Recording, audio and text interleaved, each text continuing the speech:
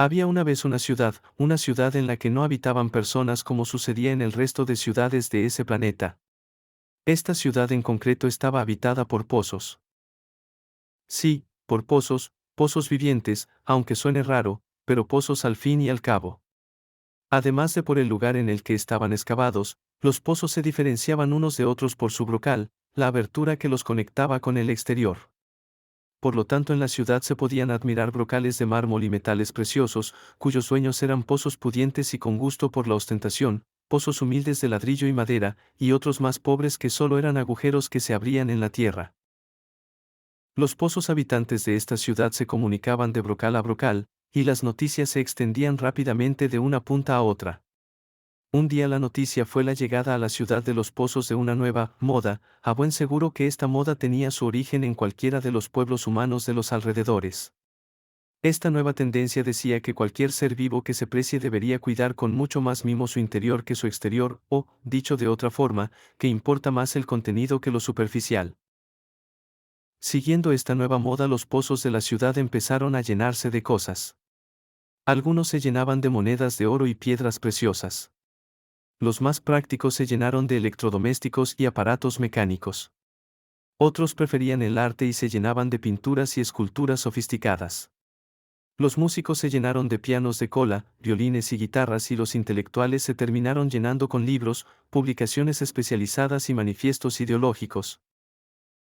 Con el paso del tiempo la mayoría de los pozos se habían llenado hasta tal punto que ya no les cabía absolutamente nada más. Como pasa con los humanos, los pozos no eran todos iguales, por lo que, si bien algunos se conformaron, otros muchos empezaron a pensar que debían hacer algo para poder seguir metiendo cosas en su interior. El más ocurrente pensó que en lugar de apretar su contenido podía aumentar su capacidad ensanchándose, y así, en poco tiempo comenzaron a imitarlo, y todos los pozos gastaban la mayor parte de su energía en ensancharse para poder hacer más espacio en su interior. Había un pozo, pequeño, discreto y alejado del centro de la ciudad, que observaba a sus compañeros ensanchándose sin medida, y pensó que si continuaban así, en breve, se confundirían sus bordes y cada uno de ellos perdería su identidad. Quizás, preocupado por esta idea, fue como se le ocurrió que otra manera de aumentar su capacidad era crecer, sí, pero no a lo ancho sino hacia lo profundo.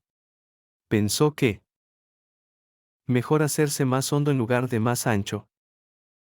No tardó en darse cuenta que todo lo que tenía en su interior le imposibilitaba su tarea de profundizar. Si quería continuar con su idea de ser más profundo, debía tomar la decisión de vaciarse de todo su contenido. Al principio tuvo miedo al vacío, pero luego, poco a poco, cuando vio que no existía otra opción, lo hizo y, totalmente vacío de sus posesiones, el pequeño pozo empezó a volverse profundo, mientras los demás pozos se adueñaban de los objetos de los que él se había deshecho. Un día, sin esperarlo, como sucede con estas cosas, se llevó una gran sorpresa. Adentro, y muy, muy en el fondo encontró agua.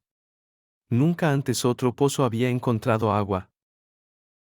Necesitó unos días para superar la sorpresa, y cuando lo hizo empezó a jugar con el agua del fondo, humedeciendo las paredes, salpicando los bordes y por último sacando agua hacia afuera.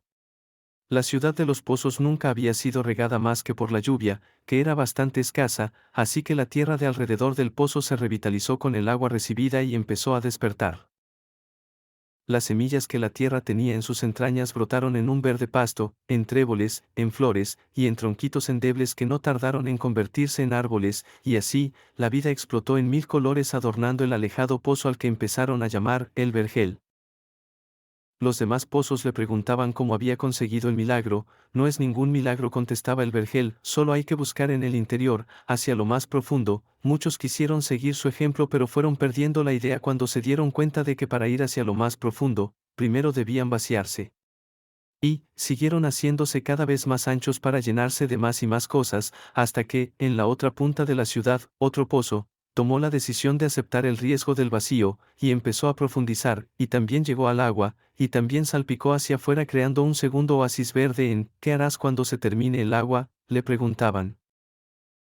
No sé lo que pasará, contestaba, pero, por ahora, cuanto más agua saco, más agua hay. La ciudad de los pozos. Todavía pasaron algunos meses antes de que llegara el gran descubrimiento. Un día, sin esperarlo, como suceden estas cosas, los dos pozos se dieron cuenta de que el agua que habían encontrado en el fondo de sí mismos era la misma, que el mismo río subterráneo que pasaba por lo más profundo de uno también inundaba la profundidad del otro, y así, se dieron cuenta de que se abría ante ellos una nueva vida. Ahora no solo podían comunicarse de brocal a brocal, superficialmente, como lo hacían con los demás pozos, su búsqueda les había llevado a descubrir un nuevo y secreto punto de contacto.